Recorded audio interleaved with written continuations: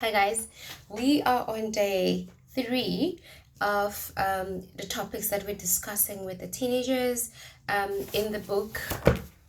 So if you have gotten yourself a copy for your teenager, or if you haven't, I hope that these series that we're doing in terms of reviewing some of the chapters would help. So it's quite a thick textbook. It's not a novel. Um, it's a textbook really for life sciences, life orientation.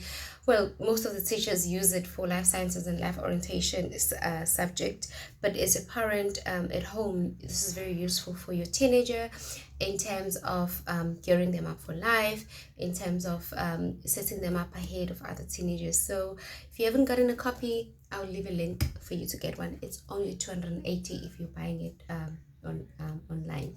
Okay, it does cost a little bit more at the shops, but that's a story for another day. Today we're looking at learning money skills. This is one of the chapters in the book. Essentially, we are trying to say, teenagers, we don't want you to get too, we don't want you to start adulting without having these important skills, because I know I had issues when I was growing up, like literally didn't know anything about money until I started making mistakes after university. So we don't want you to do that, right? What are you getting out of this chapter? What are the main um you know points that you're going to learn with your teenager here? First, you have to earn money. Important thing that we never get told. You cannot spend money that you don't have. So you got to earn it. Whether you're starting a business, whether you're investing, whether it is what you call inheritance from your parents, it doesn't matter, but you got to earn the money in some way, right? That's the one thing. You earn it and then you save it, because we have tendencies of earning money and misusing it. When it comes to teenagers, they need to understand that whatever that comes into your hand doesn't all have to be splashed. And that's what this chapter is teaching teenagers, right? It breaks it down nicely, and there are areas where they have to they're being asked questions, they have to journal and all of that. So it's very, very interactive. It's not just reading and putting it away, right? And you got a budget, right? You have to have a budget. Your money can't plan for itself. If it plans for itself, that's when you just misuse it. If you're going to have 100 rand from your parents every month, how you spend it is up to you, and that's where the budget comes in. This is how much you're putting away for savings. This is how much you are buying shares, right? We do speak about generational wealth in the book in another chapter. I'll probably cover that sometime in the week. But budget is very important. We speak about spending. How do you spend the money that you have, right?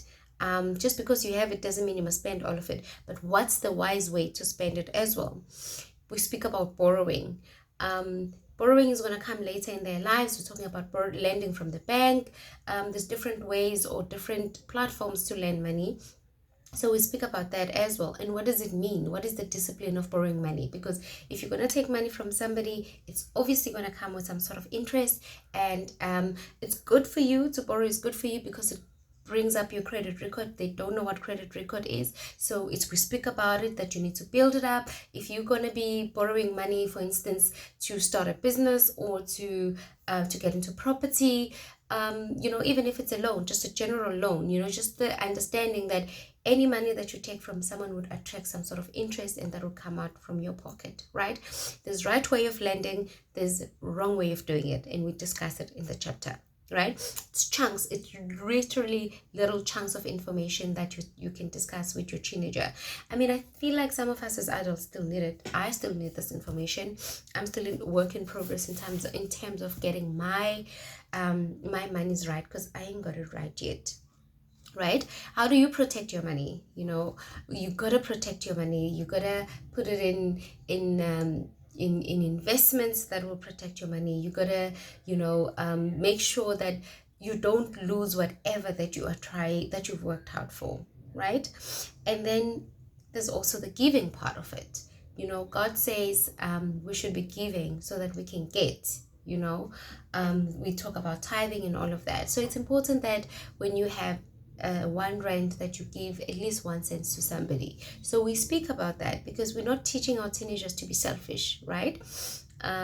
We teaching them how to get their cup full so that it can overflow and they can give to others. It's very important that we do that.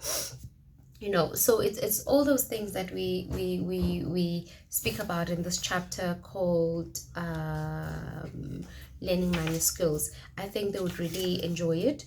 I think it's a very important chapter, especially living in the days that we're living in where, jobs are not available.